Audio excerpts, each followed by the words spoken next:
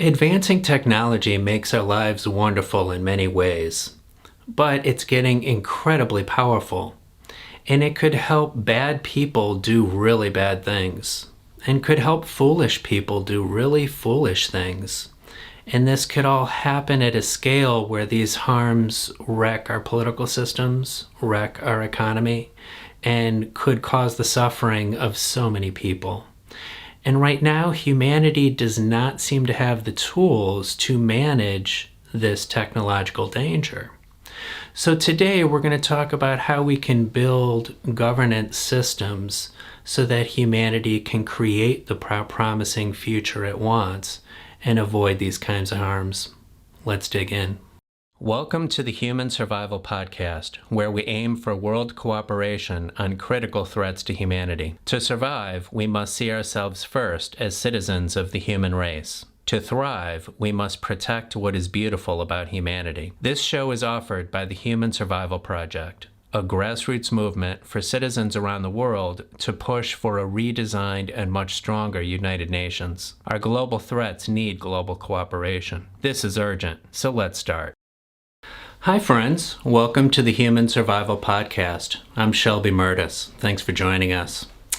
So this show is part of the Human Survival Project, which is a new, growing, global organization pushing for a much stronger United Nations, a redesigned and stronger United Nations, so that humanity has the tools it needs to deal with its global existential threats. The big scary ones like climate change and destruction of nature and pandemics and nuclear weapons and the whole mess that we're worried about. And one of the pieces of that is technology. Some of the threats we face, humans are creating themselves with these powerful tools that we're making, such as artificial intelligence, synthetic biology, chemicals, a whole bunch of things. And other things on the way that we don't even know yet. And my perception is that our technological powers are growing faster than our wisdom and our judgment and our ability to manage it as a society. So that's what we're going to dig into today, is all that stuff. And, ideally get to a place where we're talking solutions. We're not just going to scare you with a bunch of things. We're going to talk about how can we, as a human race, learn to govern our powerful technological tools. So with us to talk about that is Wendell Wallach. Wendell is a bioethicist and author focused on the ethics and governance of emerging technologies. In particular, artificial intelligence, biotechnologies, and neuroscience. Wendell is a senior fellow at the Carnegie Council for Ethics in International Affairs, where he co-directs the AI and Equality Initiative. He is also senior advisor to the Hastings Center and a scholar at the Yale University Interdisciplinary Center for Bioethics, where he chaired technology and ethics studies for 11 years.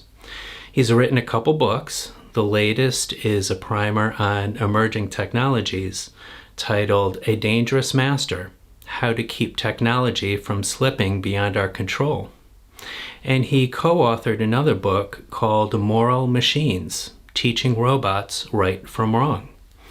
And Wendell was the lead organizer for the first International Congress for the Governance of AI, which was where I first heard about Wendell and his work, and I was impressed with that effort's international focus, and it kind of led a lot of other efforts that flowed from it since.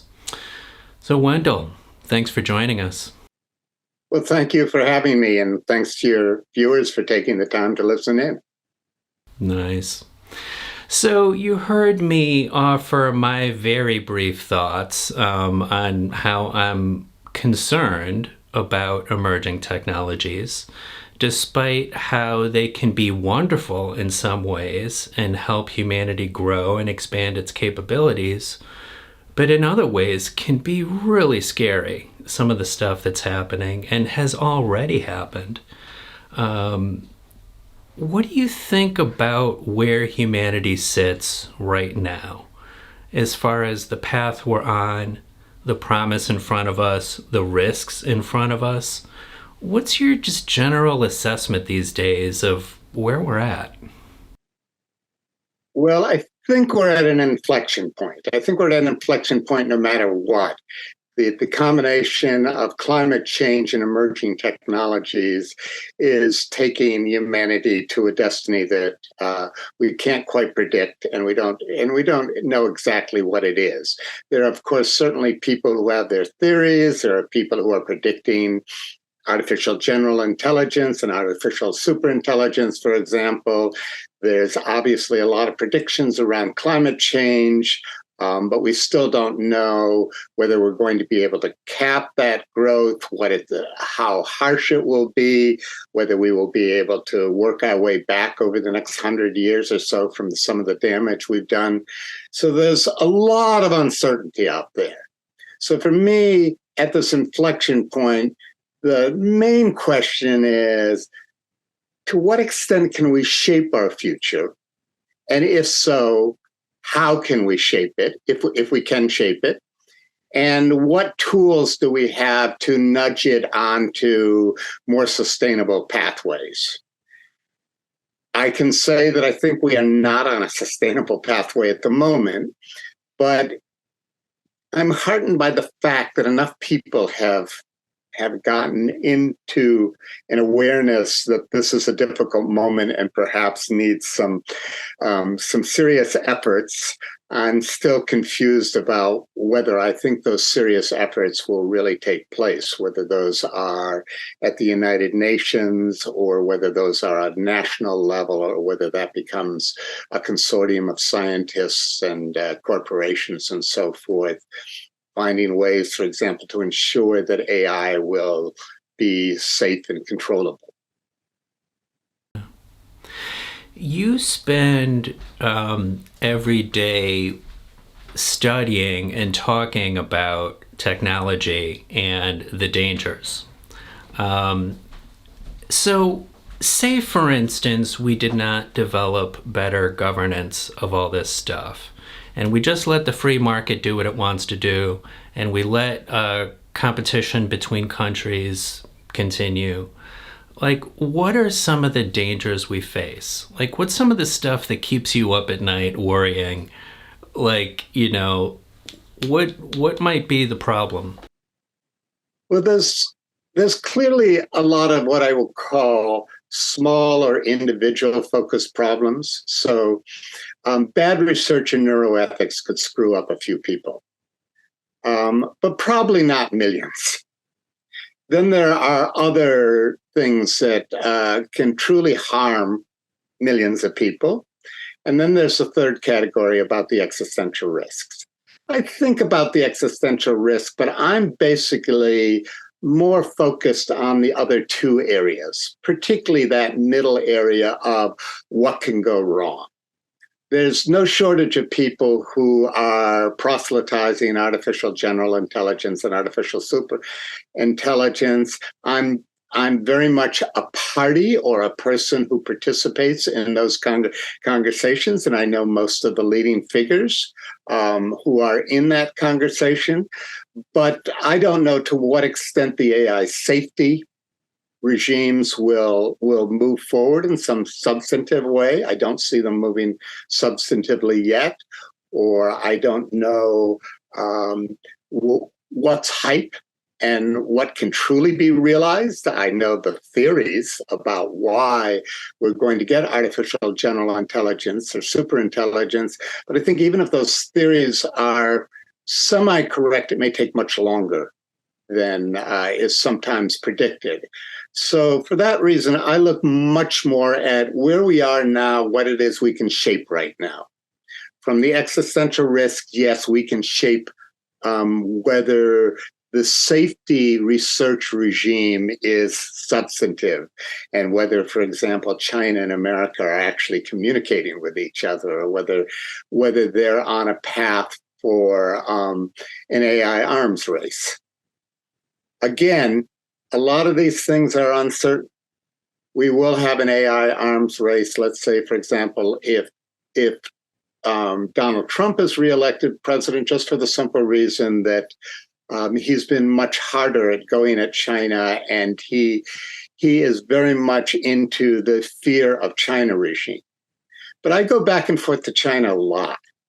And I've been very much a part of, well, when I say a lot, it fell off during the COVID years.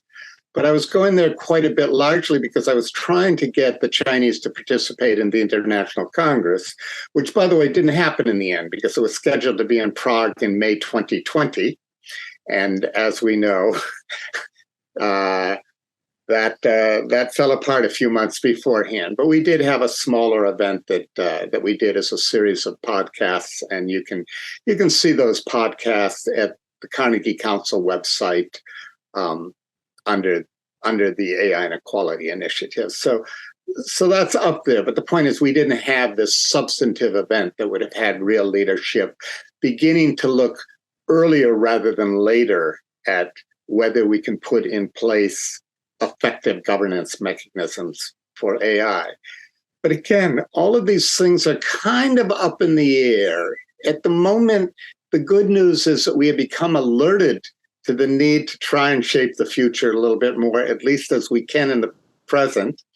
And but we don't have a great history at this. You know, people talk about corporate self-governance, but corporations and self-governance has been an abysmal failure over the last decade or two. We would love to see the UN take up a new initiative, and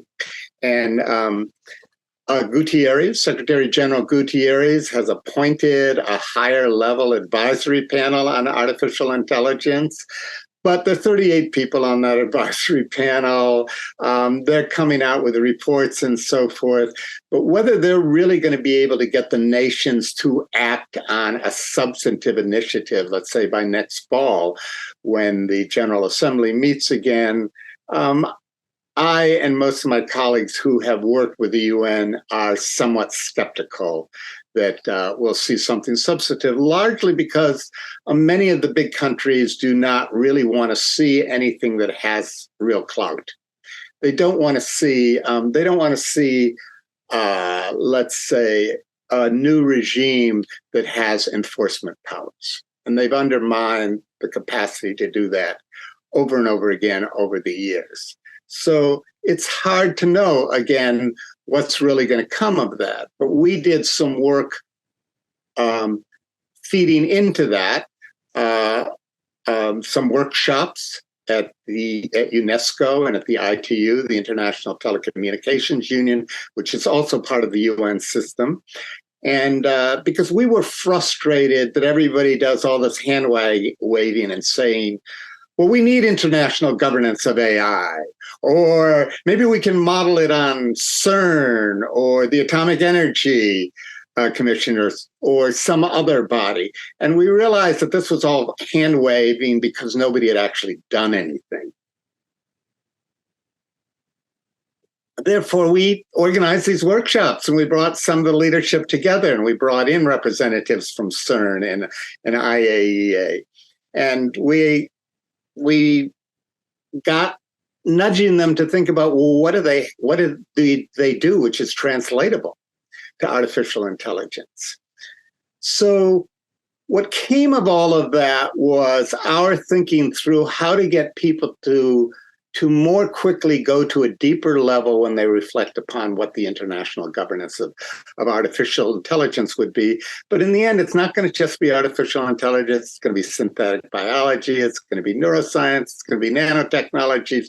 We can go on and on. And in the midst of that, we've been talking for years about cybersecurity. We've been talking about lethal autonomous weapons systems, and very little has happened to date. So I've been involved in these conversations. We produced a bunch of papers that fed into the Secretary General's higher level advisory panel. We've made some recommendations. Some of that has found its way already into their first documents.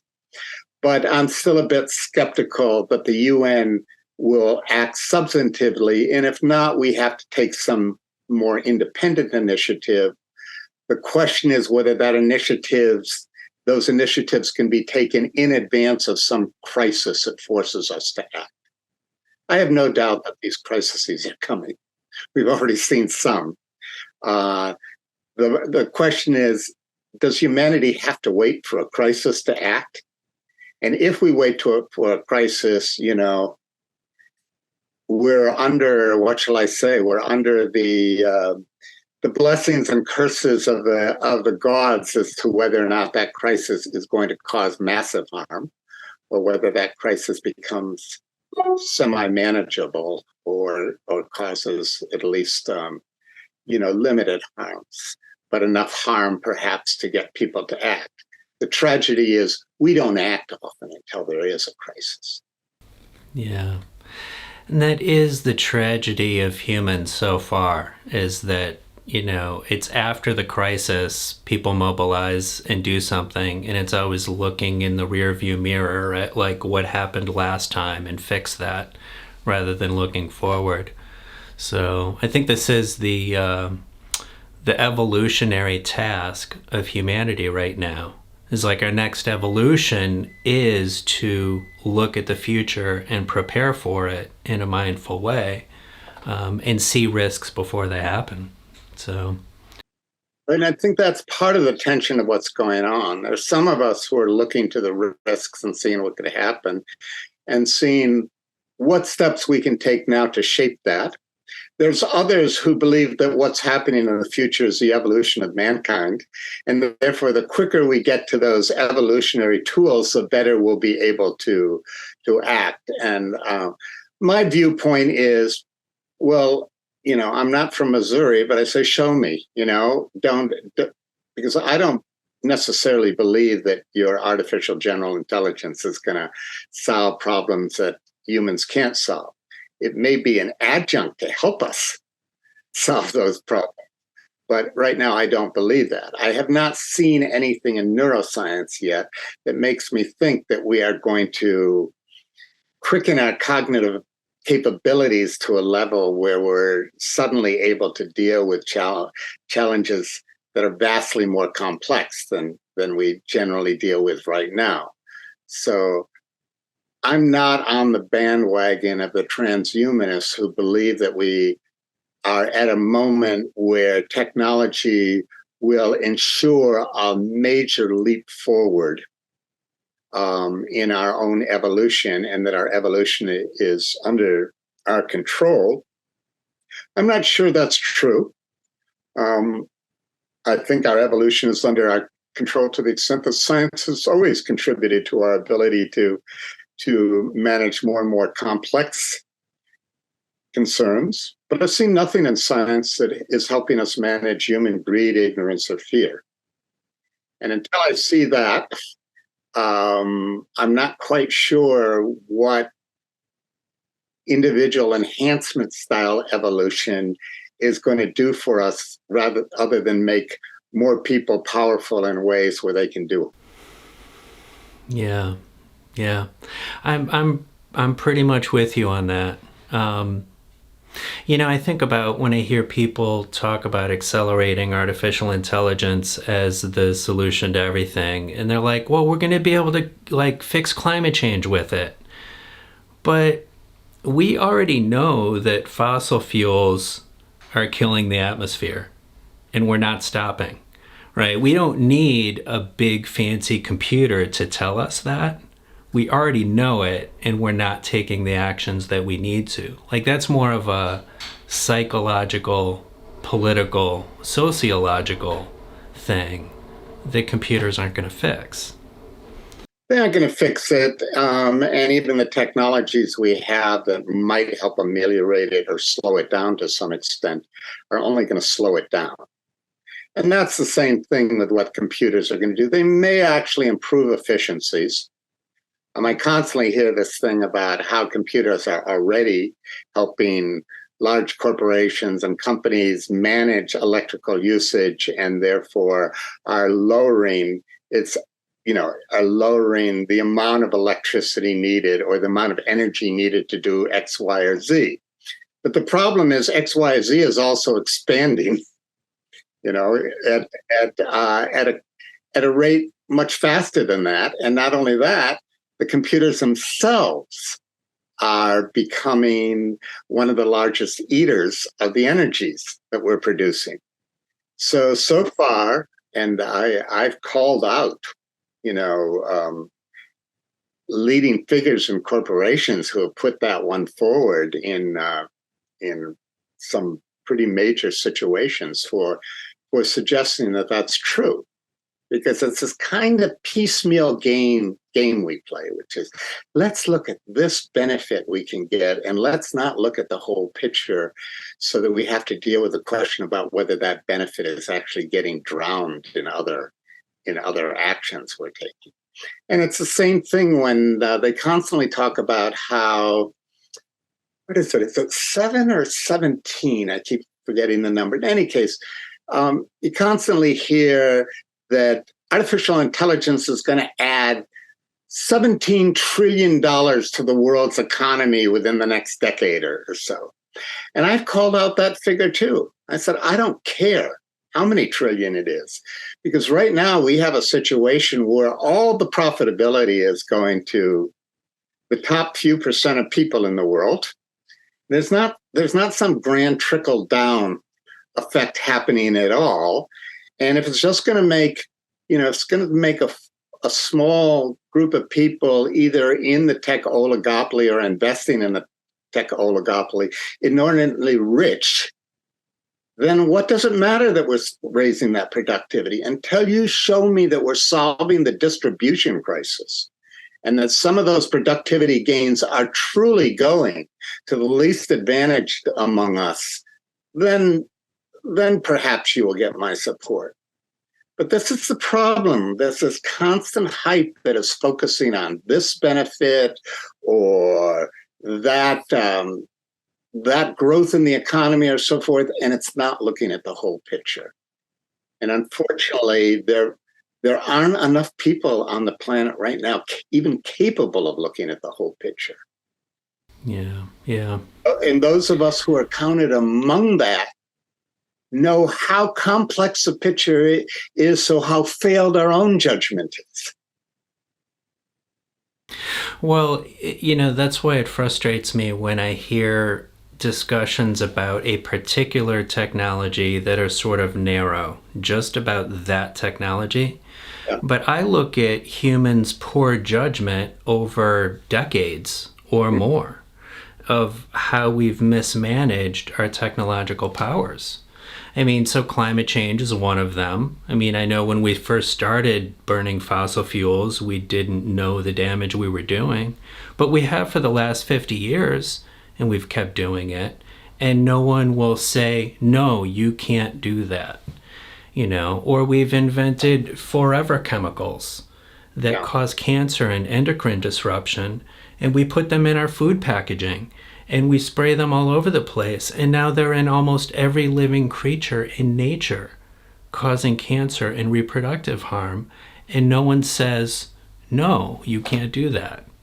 Or we've had the social media companies creating political polarization and arguments and addiction, and no one says, no, you can't do that. Well, it's not clear that there's anybody in a position to say no. As we've created right. Exactly. A political system, we've created a socio-technical system that nobody is in a position to fully control that, or they may be able to control it, but they're going to control it in a ways that serve their benefits. I mean, look at this question. Just to give you an example, one of the big issues right now with generative AI framework technologies. Who should control the frameworks if the frameworks can be actually used in negative ways? Who should be controlling the large language models or the image models or the multi-sensory models that we're gonna develop?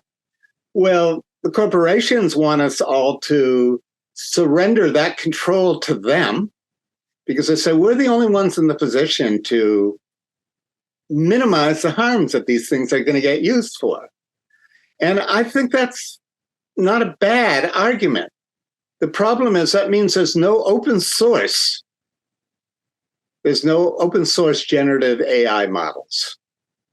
And that means that all of those technologies from here in perpetuity are going to be controlled by a small group of oligopolists. So, it's a tough trade-off, isn't it? Yeah. And I actually think there are ways that we could have these models that would be managed, so that they could be semi-open sourced, if not absolutely open source. But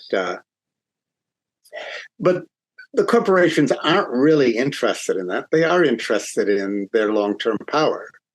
So the road we're on right now is, there's a lot of science fiction, novels about how in the end, the media industry and, the computing industry is so rich that it controls everything. That's pretty much the road we're on, at least politically at the moment. And it's not totally clear to me what it's going to take to diffuse that trajectory. Yeah. Well, the relying on corporations to govern themselves, goes against, I don't know, we might call it greed or profit motive or something. But it's also against responsibility. I mean, it's not. Yeah. I mean, the problem is we have constructed a system where it's ethical for them to be greedy. Not ethical to be greedy, but ethical to take actions that serve their stockholders, their owners, which is them often, or at least for a significant portion of that. That's a fiduciary responsibility. That's the ethics that we have created. And I'm not trying to say there's anything wrong with that ethics. I'm just saying that it doesn't take a genius to see that at this moment of history, what that ethics is creating is not viable for humanity as a whole. Yeah. Well, and these companies are stuck in a competitive economy that we created. So, yeah, I want to go a step farther than just be like, oh, you guys are being bad and selfish, because they're stuck competing with each other. And so if a company wants to sell a product at a price that's competitive with the other guy, then they have to cut corners, to be profitable. And it's this constant competition that makes it really hard to do the right thing. Because doing the right thing, you're going to lose the competition and you won't have customers, you won't make money. In the stock market, the investors, they'll go invest in somebody else. And unless we have governments to manage this competition differently, it's going to just run us straight to a horrible situation, Let's look at an example like OpenAI. OpenAI was founded as a nonprofit, and it got Elon Musk and others to invest in it because it was going to try and solve the problem of safe AI, of safe artificial general intelligence. But to even work on the problem, they had to create models that were scaled to be large enough to be attacked, to work with. In the process of doing that, they came up with leading large language models. And suddenly they have a commercial product. They are no longer a nonprofit. Microsoft invests, I don't know what it is now. It was at first, I think, $6 billion, but I've also heard $10 billion into them. And Microsoft and OpenAI are often running as the leading force in generative AI. But OpenAI was about AI safety. It's a nonprofit. Microsoft has been preaching for years how ethics is in its DNA. And it is one of the better companies out there. But that doesn't alter the fact that they know that they've introduced these products before the guardrails are in place. So I'm not faulting anybody, but I think we've created a system which actually forces everybody to be corrupted in one form or another. Yeah, yeah. Well, so we need governments that are able and willing to limit companies' behavior or individuals' behavior, to like put guardrails on this. Mm-hmm. And our current governments don't seem well prepared to do that. At least they haven't so far. And so, to me, like as I think of the evolution of humanity and putting ourselves in the next, good situation, we need just as much political innovation as we need technological innovation. We Yeah. need to idolize political innovation just as much as our culture is into technology, and like fix our governments if we're going to save ourselves. The problem is we know ways to fix the governments, but we don't. We either don't have the will to do it, or those who are in government will tend to get in the way. And you have, let's say, in America, that requires millions of dollars to run for senator of the House, then you're somewhat beholden to wherever that money comes from. And at the moment, the deep pockets are the very same people we're talking about. Now, when you are seriously concerned about AI and want to put in place AI governance, pretty easy to confuse the situation and not put in place some of what's needed, because it's not what the corporations want or what the corporations are demanding. And they're good enough at confusing the waters of saying that you really don't understand the technology. You have, and that is true. The legislators do not understand the technology. The good news is a few of them have actually been taking a crash course recently, and it was seen coming out of the White House and the Senate some decent recommendations. But there's a difference between a recommendation and a policy that is put in place, or a regulatory body that is put in place. Yeah. Well, there's been long criticism of governments moving too slowly with technology. Like they just can't keep up, they can't understand it quick enough, they're just not agile. I've been thinking about creating executive branch structures that can move quickly. So you don't have to wait for years for a bill to pass through Congress or whatever legislature in order to take action when you need to. You've already created an agency where you have really smart people working there who are experts in many different fields, and they are authorized to press pause on something if it's starting to be dangerous. Maybe not kill it forever, because if it's a big decision, you want it to have democratic input, but you want that ability to press pause if you need to.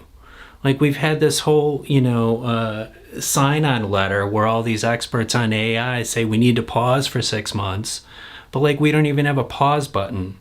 Nobody knows how to pause. We have to build the pause button in an agency that's allowed to do that. Yeah, but then you have the lobbyists that say if you pause at all, you are surrendering advantage to China. Fear of China is kind of a bottom line in policy, and it's un-American if you aren't afraid of China. And then, of course, because we're afraid of China, we will take some legislative action. But China's policy is basically protectionistic. So they're going to react or respond to whatever we do. And then that ratchets up tension. And we say, and that justified our fear of China. So we do need creative action by creative people. I mean, I've been using the example lately as maybe Xi Jinping could actually let us know what his intentions are and make it very clear whether he wants to be building for an AI arms race or whether he's concerned enough about the 1.4 billion people that he has some responsibility for that he would like to not be putting a lot of money into that, you know. But those are the kinds of things where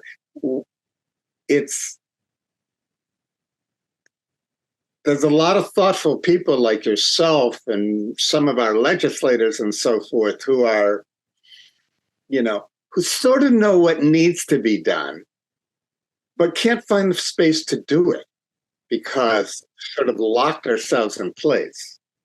So I have a kind of metaphor that I call salt march moments. I don't know Called if you know what? Salt march moments. Okay. So in the Free India movement, Mahatma Gandhi was so disturbed that a nationwide activity that he had set in motion started to go violent, and a bunch of policemen were burned inside of their headquarters. So he, in effect, stopped demonstrating or doing anything for about 7 years and just sat in his ashram. And then after 7 years, one day he got up and with 127 of his followers started walking toward the seashore. It took them quite a few weeks to get there. But when they went to the seashore, they gathered salt crystals and then they sold them to each other without collecting a tax. And soon people all over India were selling salt on street corners without any form of a tax at all. And without going too deeply into this, it did turn into a demonstration where when Gandhi was in prison, his followers marched on what you can think of as a salt warehouse. And hour after hour, they marched forward and were clubbed down by Indian soldiers who were under the aegis of the British. And it's often said, or at least one of the reporters said, this was a moment where moral authority moved from the British to the Indians. But my point is, it was a relatively little thing, you know, walk to the seashore, collect a few crystals of salt. It's very much like our Boston Tea Party. But it changed the course of history. Everybody knew after the salt marches, the British would have to get out of India. They would delay, and World War II gave them a basis for delay. But as soon as World War II was over, they quit. They quit India. So I think what I'm trying to get at with this is that the world we're living in, the powers that are in place, lock all of us into decision making where there are very few moments that we actually can be creative and do something unexpected and nudge the course of our own life or our family's life or our community onto a somewhat different path. That our world is much more conditioned than we like to think of it. But there are these inflection points. There are these salt march moments. And the interesting thing about salt march moments is sometimes a very small action can just nudge the trajectory to go in a very different place and therefore end up in a very different place than it would have otherwise. So for me, part of what I look at now is, well, where are the potential salt march moments? Where are the things that are teetering and haven't taken form yet? But if we can nudge it in this way or that way, then possibly we can alter the course of history in a more positive form. Yeah. Well, what you're describing right now, I completely agree with. And it's maybe the reason why, as I started the Human Survival Project, I didn't want to start just one more think tank or one more research outfit, which are all great, like important. I'm not knocking it, but we need citizens engaged. Right. Like that's what we're trying to do, is reach out to citizens and get them mobilized. And I think it's entirely possible, because even though you might look around and think that everybody's apathetic because they're not doing anything, but I have so many conversations with so many people. And as I start talking about our big existential threats, they're like, yeah, I know, I get it, I'm worried too. And they're inactive just because they don't know yet what to do. Right. If we can create that moment where everybody can get together and do something, like there's this big change right under the surface that's waiting to happen. I feel it all over. Yeah, and I think you need a critical mass of citizens who understand enough to not be caught up in something stupid, something that's not going to change anything in the end. You're going to empower some figure who is searching for power, but not that they aren't going to do anything with it that's going to really alter our world in any positive way. I'm on the same page as you on that. Maybe I'll take a minute now and do a self-serving plug. Please do. But I wrote A Dangerous Master, How to Keep Technology from Slipping Beyond Our Control, as basically a book that would help the average educated citizen know enough that they could enter into all these fascinating ethical, political, technological issues that are surrounding the emerging technologies. So basically, the task I set myself was, in 100,000 words or less, I may have gone slightly over, I can't remember anymore, what should a citizen know so they could begin to build their own fabric of meaning and not just have reactions to this is good, this is bad. Now I sort of understand how it's similar to what happened 100 years ago, or why the forces took the form they did, or what's actually been realized and what's still in the theoretical realm. Now, they won't be able to do it alone with the book, we're all constantly bombarded by this stuff. But the point is, we need to get people informed enough that they don't go into that knee-jerk reaction of fear and frustration.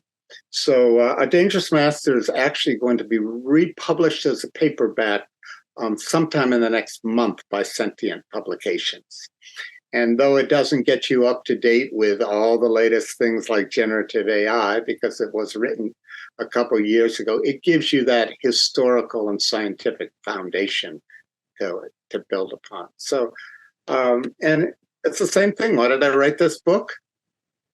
Because I think we're all damned if we don't have a critical mass of citizens who can engage in this conversation, make their will known, and nudge political leaders in some situations to do what they might be inured to do otherwise. Yeah. Amen to that. I want to combine this with maybe 2 topics ago when we were talking about the contest between the U.S. and China, which is one of many international contests between countries. It's almost like the competition that happens between corporations that drives dangerous arms races happens between countries. Right. And it continues and gets worse because you don't have a layer on top of it to manage that contest. Right. And if we don't make a new world system to manage the competition between countries, civilization's going to fall apart. not only with technology, but with climate change and pandemics and nuclear weapons and, like, all the stuff. And so as we consider engaging citizens and mobilizing them and getting them active, I think a big part of that has to be to help people act internationally, or at least with a mindset of global, because a lot of the problems we've been talking about, while national laws are important and should be, pursued to manage technology, it's always going to be imperfect, Sure. without an international structure. Because technology can go wherever. If you highly regulate it in one place, they'll just pick up and move to somewhere else where they can do whatever they want. Or if we don't manage the arms races between countries, they blow each other up. I know I'm preaching to the choir, but what do you think about that direction? I agree with you, and that's something I've tried to work toward, which is how do you activate, and where do you activate it? We focus on artificial intelligence not because we don't think there's international governance needed for many emerging technologies, but that's the hot one at the moment, and the form of that has not been set yet. But I then think, well, within that, what are the issues that need to be internationalized? So obviously, arms race, that kind of thing needs to be internationalized.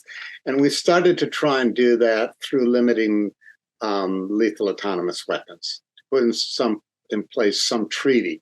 And we can come back to talking about why that's an important issue, but we failed so far to be able to put any limits on it. And that's an interestingly informative lesson about why that happened. But just for another example, I happened to be invited to speak at Consumers International Congress, which was in Nairobi last month. And I went there and I said, you can become, because it was 200 different consumer organizations from countries around the world. I said, if you united together, you could actually become a countervailing force to the corporations when we're talking specifically about consumer issues. And the consumer issue I said, I think you should start with is scams. There's no way Did you to say stop stamps? scams. Oh, scams. Got it. There's no way to stop scams within a country. As you might remember, whether it was, I think it was like 20 years ago, we started first seeing the computer scams. They were nearly all coming out of Nigeria at that time. But the point is, how do you control computer scams coming out of Nigeria? And now we've moved into this generative AI world where misinformation and scams are going to be out of control.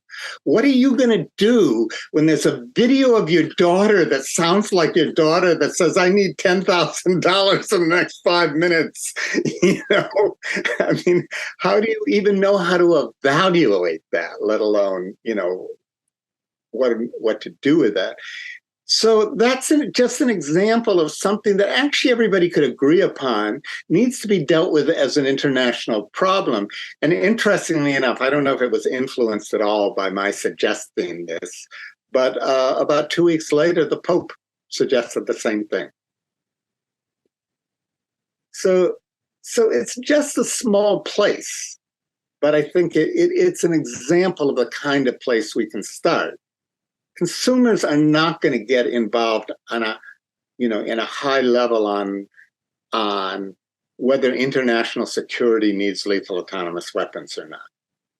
They might have a viewpoint on, I think the viewpoint has actually already been successfully, consumers see that it's a bad idea, but the problem is the international security establishment is not willing to act on it. So, but consumers are not going to move that. If that's going to get moved right now, it has to happen by the governments themselves, seeing that this is a very bad idea, and we don't want to be building an arms race where humans are no longer in a decision-making loop. Yeah. Well, a lot of the, I don't know, talk about AI, you hear the different camps. There's the ones who are concerned with more immediate concerns, and then there's more the existential risk crowd that's worried about runaway AI that kind of develops a mind of its own and we can't control it anymore. Yeah. I don't know if we're even going to get to that point of out of control artificial intelligence because we might destroy our civilization before then with people misusing AI for scams, for political misinformation, so our governments don't work anymore. Nobody knows what's true with anything. Everybody's stealing money from each other, stealing money from the banks, crashing stock markets. Like, just completely destroying an economy where people starve. Like, just from people just doing things because they want to do them, And that's why I also focus more on the near-term decision making. It's not that I know for sure whether or not there will be artificial general intelligence or whether it will come. I mean, I have my own beliefs, but even they get complicated when you deal, with some of the possibilities. But I think, there's a reason why my book was called "A Dangerous Method: How to Keep Technology from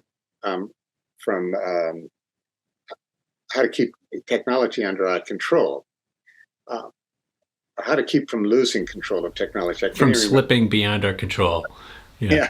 It's strange that I'm having trouble with my own book title, but the point is just what you said. There's all kinds of ways that things could go bad long before we have these grand breakthroughs that are being prophesied.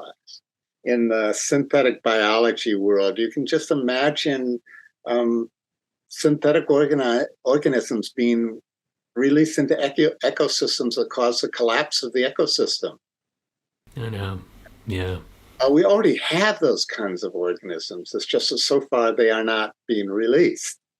And some of them are even a good idea. They should be released. A mosquito that will not carry malaria is a good idea. And a technology called gene drives that can ensure that mosquito that doesn't carry malaria will actually determine what all the future progeny will be. That's a good idea. But what we don't know is what the impact of letting that mosquito loose would be on ecosystems that perhaps animals that depend upon eating the mosquitoes. It's very possible not at all. We can solve that problem. But let's be sure that in solving that problem, we don't create a half a dozen new ones. Yeah. Well, and then there's all the questions of like who is allowed to do what. I mean, can an individual scientist just go out and release it? Or do the people who live there have a say? Or the people, or governments? Or like, it seems like we should have some rules. I'm thinking rules would be good, There was an example, I'm not going to remember it very well.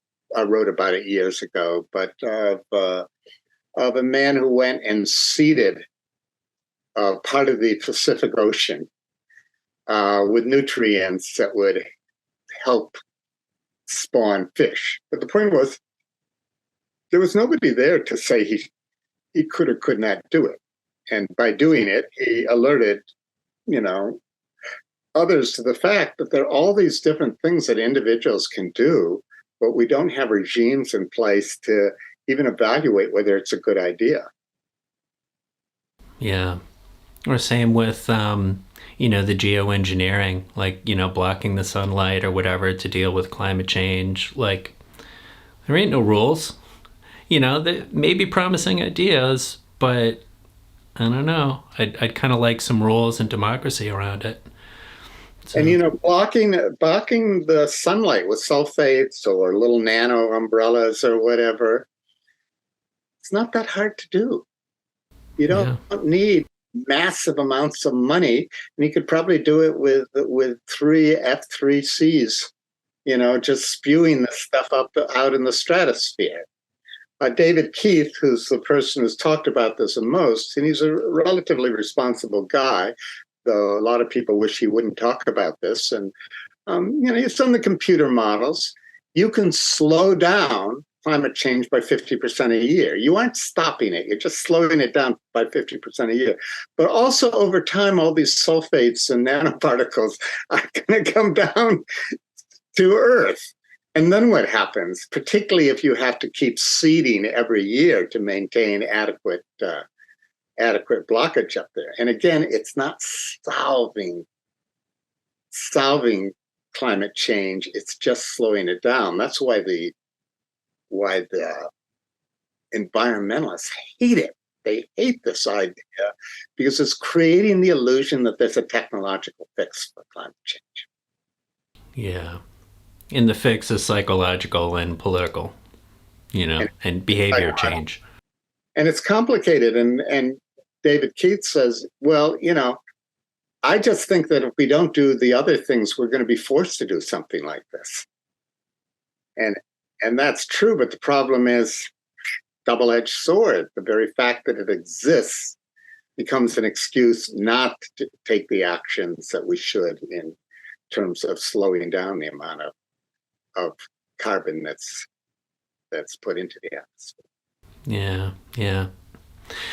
Let me lay an ambitious idea on you and see what you think. I think it's not going to happen immediately.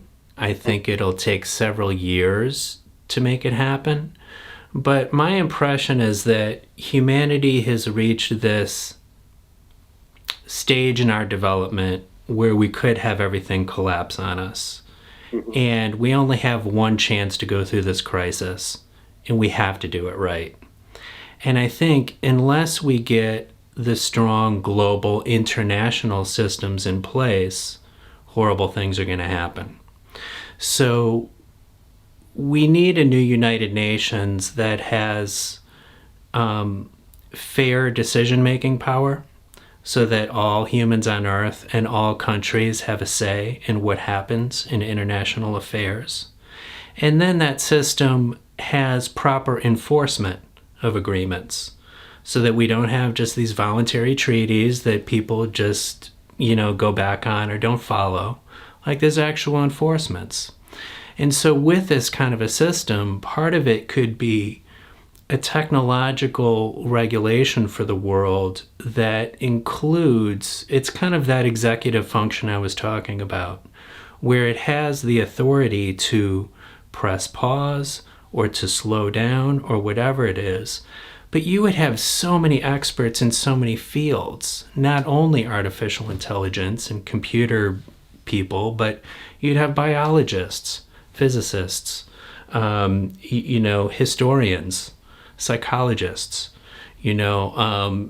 people expert in the many different realms that are touched by technology, because it's now becoming so multifaceted that you can't just pick it out thing by individual thing. You got to wrap your arms around the whole deal. Because, for instance, we're about to have artificial intelligence explode, and you're going to see technological advancement on a million different things. It's going to allow you to do things in biology or genetics or neuroscience or like in the digital realm. It's already amplified research in all of those fields. Yeah. And so unless you have some entity that has that multidisciplinary expertise and has the authority to manage things, it's all going to spin out of control. And so that's kind of the direction I'm looking at with my work. Even though it's going to take some years, I think we need it. Well, I think my work is also directed at something similar. I'm fully supportive of what you're proposing. For me, the question is, how do we get from here to there? Particularly when we're now in an universe where disinformation, anti-science, all kinds of anti-expertise really has political clout. So I also would put the proviso on the sensitivity of the experts. There's some area you don't want knee-jerk naysayers. You want people who have really looked deeply at a problem and decided this is our best trajectory, and we need to seed that trajectory if we are going to have a sustainable future. And not necessarily get in the way of saying, you can't do this, you can't do that, become police, because oftentimes you don't even know what the results of different kinds of research will be. So you need pretty wise people with transdisciplinary skills. I mean, for me, that's become part of this picture. The other part is the political picture, which I don't know what will force us out of the doldrums we're in right now. I mean, when the UN picks a new Secretary General, in general, the larger nations have been in support of somebody who they suspect will be a weak Secretary General. They don't want a strong UN.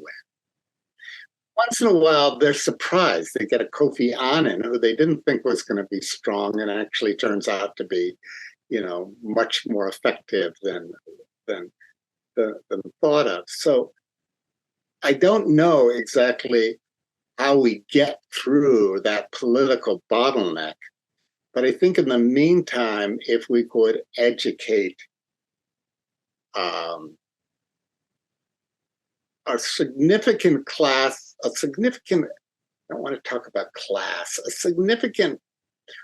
portion of the public to be supportive of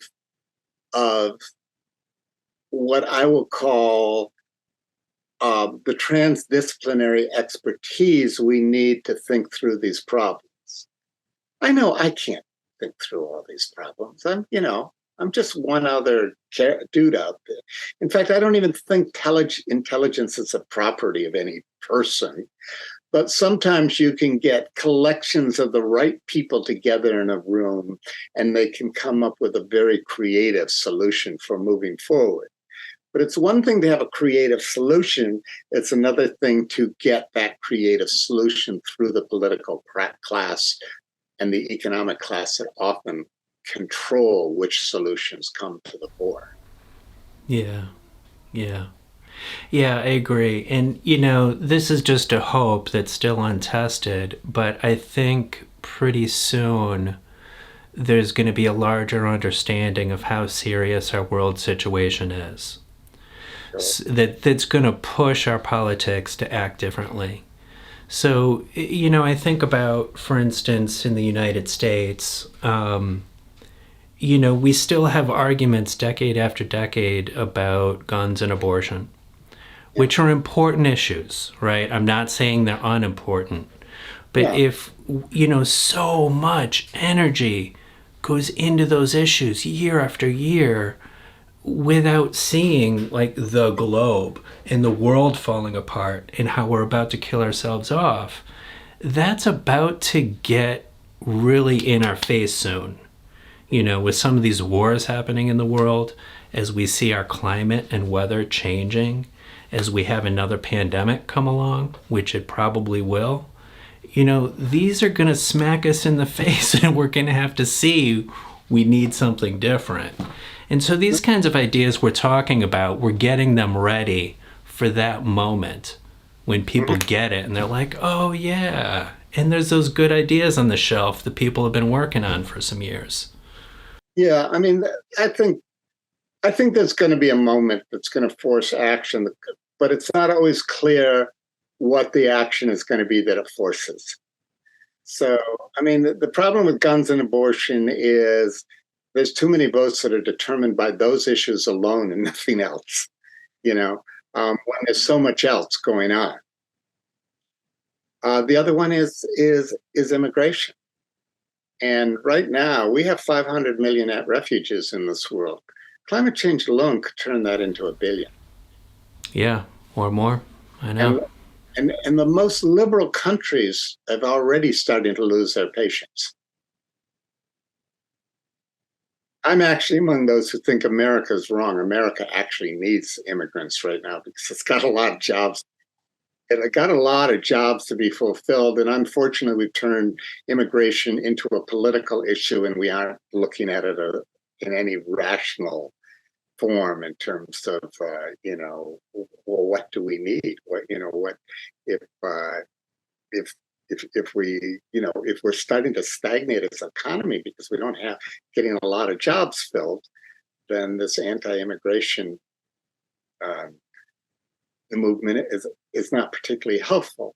But that doesn't alter the fact that climate change alone, let alone wars, are going to speed up the growth of the refugee population.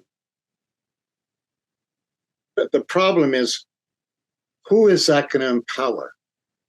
It's going to empower people looking at rationally how we handle this many refugees, or is it going to empower the crews to let them starve? And we don't know that. I mean, another issue that is dear to my heart is the laws of armed conflict.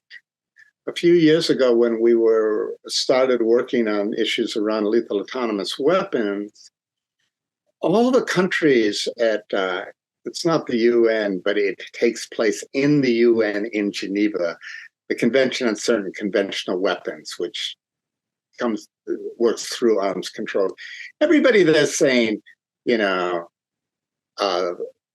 support the laws of armed conflict, and the issue is, how do we maintain this, and will this violate the laws of armed conflict, or can you have lethal autonomous weapons and not?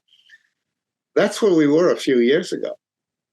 Now we have the Ukrainian war, where Russia could care less about the laws of armed conflict. For those people who don't know what the laws of armed conflict are about, they're really about protecting civilians. How do you ensure that you don't start unnecessary wars? What are the grounds that make a war legitimate? And once you're in a war, how do you ensure that non-combatants are not targeted? So here we have non-combatants being targeted in Ukraine, and I mean, the unbelievable tragic nature of the war in Gaza is nobody knows where to stand even ethically on it, but it's clear, rightly or wrongly, the Israelis are targeting more civilians, and more civilians are dying than anybody thinks is acceptable. Mm-hmm. Yeah. Well, and a lot of this falls back to the lack of enforcement of anything. We don't have a system in the world for enforcing our agreements with each other. They're all pretty much voluntary because nobody's going to do anything to stop anybody. Because nobody trusts anybody. I mean, yes. It's not that. I mean, you need a culture of trust for people to be willing to empower an international governing body on these issues, where there's some degree of enforcement, and we don't have trust in the world at this moment. I've been asking around to various people well, who do you trust? Who are the people in the world who you think are worthy of your listening to, and that you even believe would be willing to make self-sacrifices for the good of humanity? It's amazing how hard a question that is, even for let's say, the cadre of people who I trust, who aren't necessarily famous at all, but have done good things in the world.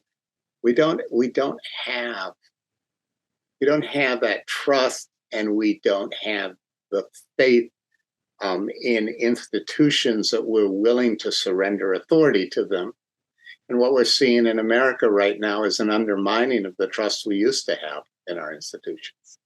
Yeah, many other countries too. Oh yeah. Yeah. This next year is going to be horrendous. 24 countries are having elections, including some of the biggest in the world, like India. Yeah, yeah, yeah. Well, I guess all we could do is keep working. Well, I think that's what you do no matter what. If you care, that's what you're going to do. I've always been a cup is half full man.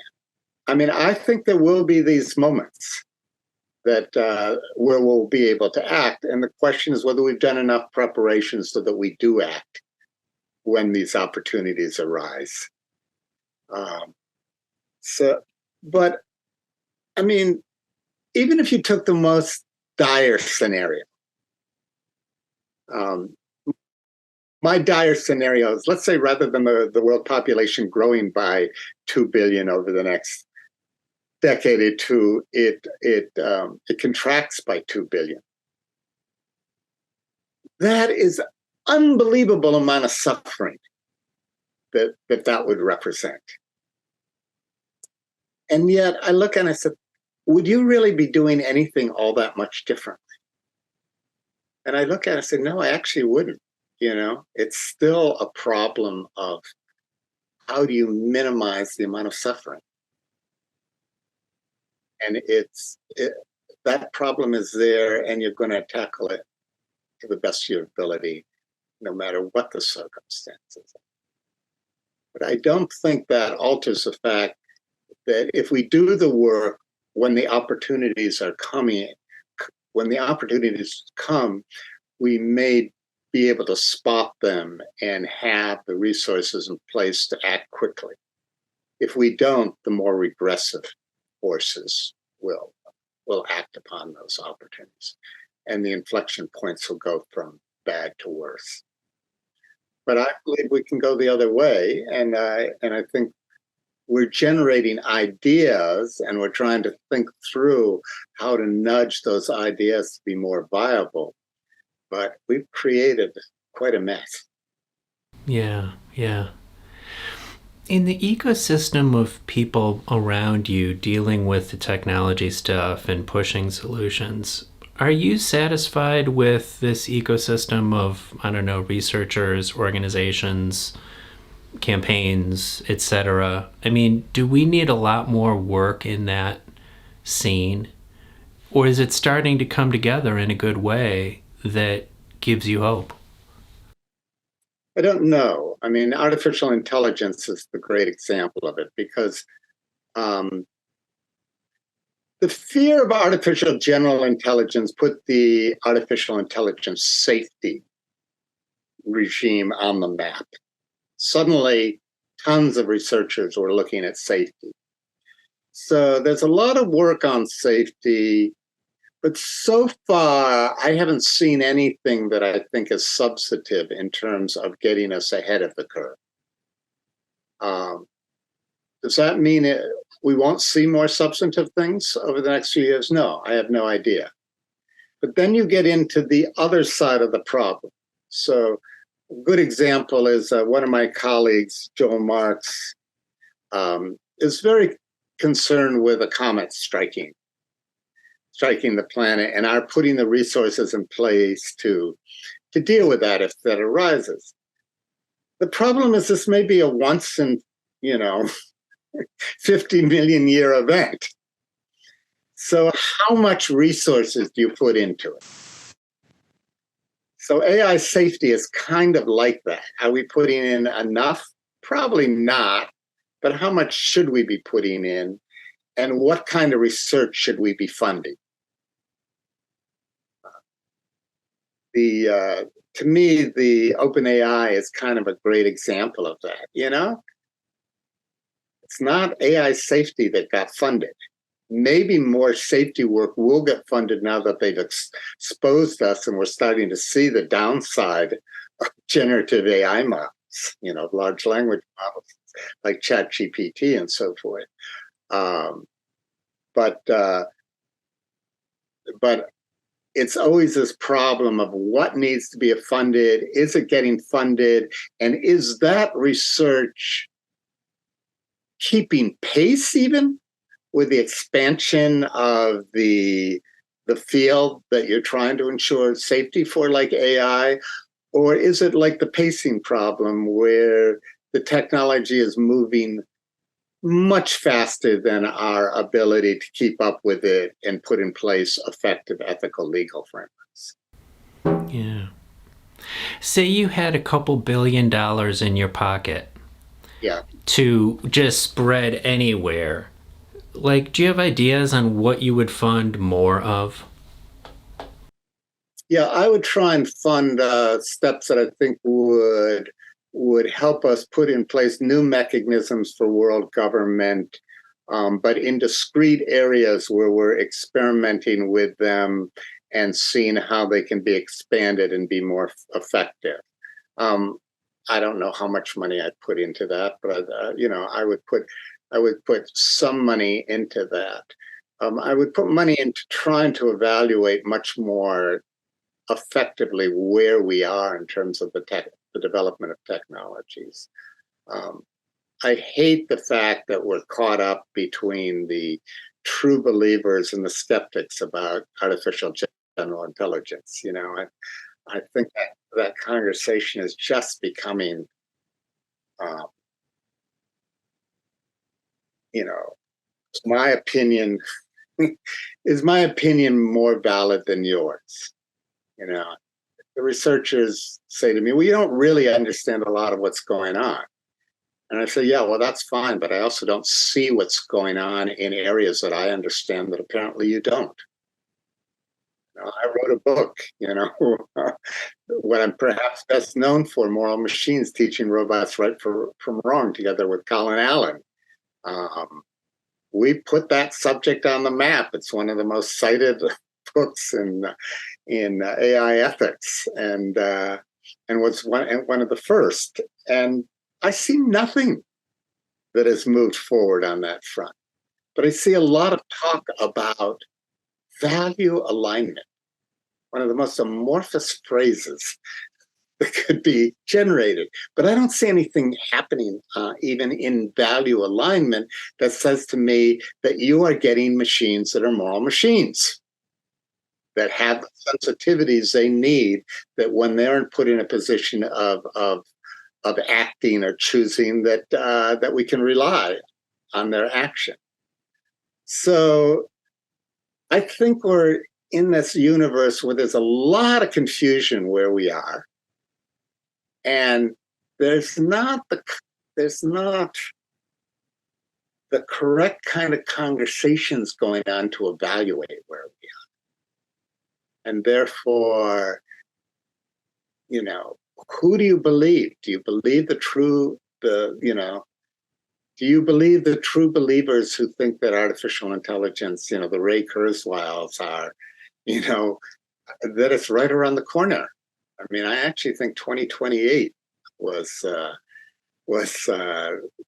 more recently one of the years he came up with. Well, that's tomorrow, or do you believe the Jan LeCuns and the Mustafa Suleimans, who say, no, we can control this.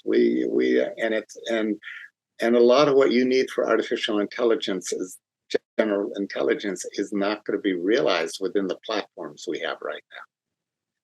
So we're in this crisis of belief. We're in this crisis of trust. We're in this crisis of the resources going to the right places often. And we need something to shake us up.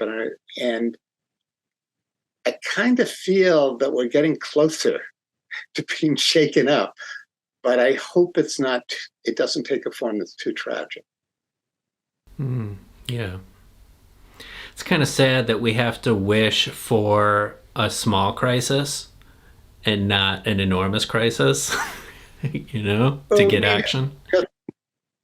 Well, I wish for an opportunity where the correct nudge alters the stage. You know, that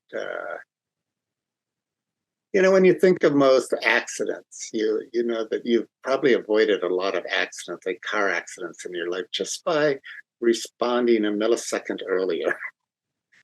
You know, and you changed, or these sliding door movies,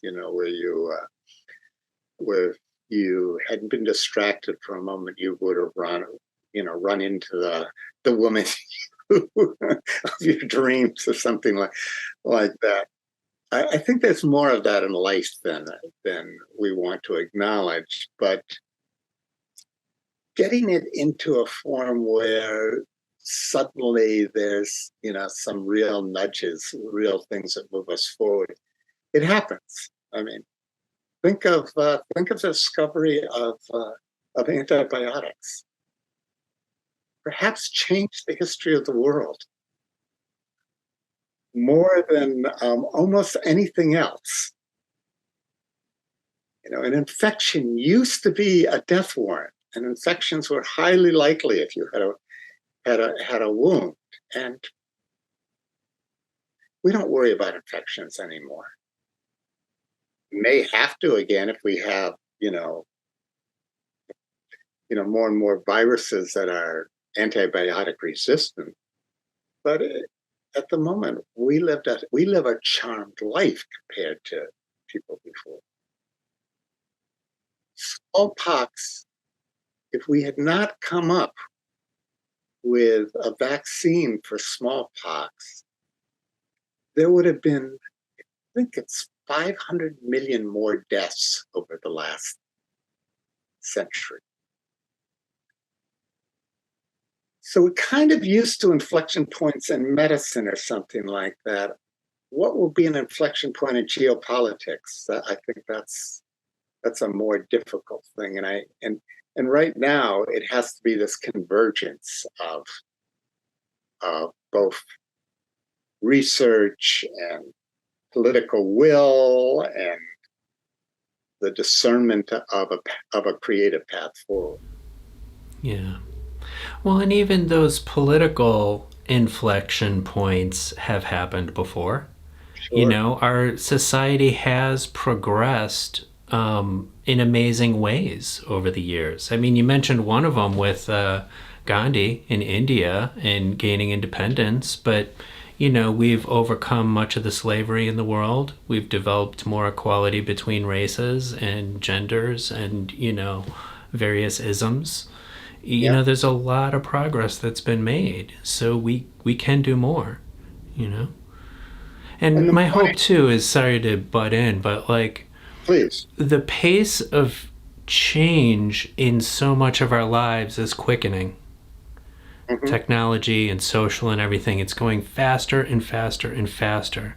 So I have a belief that good change can happen faster than we expect. Mm-hmm. We can get the new United Nations we need faster than we think, because everything's going faster. And the many other governance structures that we're talking about. But good change might happen quicker than we think. Yeah, and I don't think we fully understand what it means to be a human trying to precipitate that. We may actually have more influence over that than we'll ever understand. There's probably a lot of George Baileys at the moment working on this problem. George Bailey, It's a Wonderful Life. People who have no perception over the impact they're having. But they're creating opportunities, they're shaping situations, they're opening doors. And we just haven't gotten to an alignment of the stars yet that makes it clear to us that, where the way forward lies. Yeah. Well, in our conversation, we've covered a lot of ground. And it's been great and thought-provoking. You've really got me thinking about a lot. Is there anything we've missed? Anything on your mind that you want to put out there that we haven't covered? No, I mean, there are things that get into detail, like what kind of a governance structure we put forward.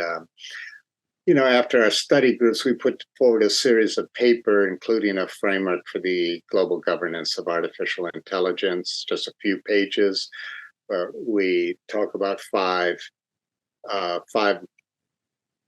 synergistic elements that we might need for that. One of them is a global observatory for AI. And again, that becomes a repository for a lot of what's called soft law. Soft law means not hard law, but things like laboratory practices and procedures, standards, insurance policies, a whole plethora of different mechanisms that don't require legislatures to pass. The strength of soft law is it's not that hard to create. The weakness of hard soft law is it only occasionally has an enforcement mechanism behind it. So, an insurance company can say, we won't insure you any longer if you don't do X. So that is an enforcement mechanism. So, we've been doing a lot of work in that area and steps that can be taken now. And some people dismiss kinds of soft law steps because they think the lack of enforcement, like the EU hates soft law. But I look at it differently. I think you can put actually some mechanisms, governance mechanisms in place that are largely serving soft law functions. And they may not have the clout you want now, but at least you have a structure in place for when that moment comes when you can actually take a significant step forward rather than starting from grassroots. So that's a lot of the work I've been doing lately. It's trying to get us below the superficial level of saying we need this in governance to talk about, well, what's the next layer? What can we begin to put in place right now? How can we effectuate that? So if that interests people at all, go to carnegiecouncil.org, the AI Inequality Project. You'll find your way to a framework, global framework for the international governance of AI, and another paper on a global AI observatory. Just different ideas we're trying to put out there for steps that can be taken. And if I had those $2 billion, I'd at least put a significant portion of that into starting to take some of those small steps. Yeah, nice. Well, let's hope that $2 billion comes along from somebody. Maybe one of our fine listeners has some money. I don't know. Send it Wendell's way. He knows what to do. It doesn't have to come to me. I'm happy to help you discern Right. who the other people are who would take those steps. Some good matchmaking. Yeah. I've been in this universe of the ethics and governance of emerging technologies for well over 20 years now. And in the early years, there may have been 100 of us in the world who cared about these issues. Suddenly you have tens of thousands of people who are experts in artificial intelligence alone. So, so the point is, I'm getting along in years. I'm happy to be whatever catalyst I can be, but I'm probably not going to be the person who's going to take a lot of these steps. I'm just trying to be the gadfly to say, look here, look there. You can do this, you can do that. Well, thank you for helping to birth a movement. I mean, you were one of the earlier people in the space, and now there's a bunch. That has to feel good to have some efforts happening now in scaling up. It's pretty awesome. So it does feel good, and it feels, most of the people doing things, they don't know I or any of the other early colleagues I had even existed. That's fine. Doesn't matter. It's just, how do we get people to care enough and to look in these dark corners to see where they can make a difference? And I think, the great thing about about emerging technologies is there are thousands upon thousands of jobs that could be fulfilled. So if you're looking for a future, you may not be able to get a wage in the first year or two, but if you start taking on a responsibility, you'll find a way. Yeah, right on. Well, Wendell, thank you so much for being with us. I've really enjoyed this chat and enjoyed getting to know you a bit. So thank you for being here. Thank you ever so much for inviting me. And again, if for your listeners who stayed with us this long, I know how valuable your time is, and appreciate you having listened in, and hopefully you got something out of this that'll transform your life. Indeed. And dear listeners, in the show description with this episode, we'll put links to Wendell's work and to the Carnegie and all that, so you can hopefully read his work and learn more about it. And you may also want to stop by thehumansurvivalproject.org and learn more about our work. And what would be really neat is if you would take this episode and share it with a friend. Just give it to somebody by email, put it on your social media, just spread it around, and let's get these ideas out there. That would be awesome. All right, thanks for joining us. Take care. Bye-bye.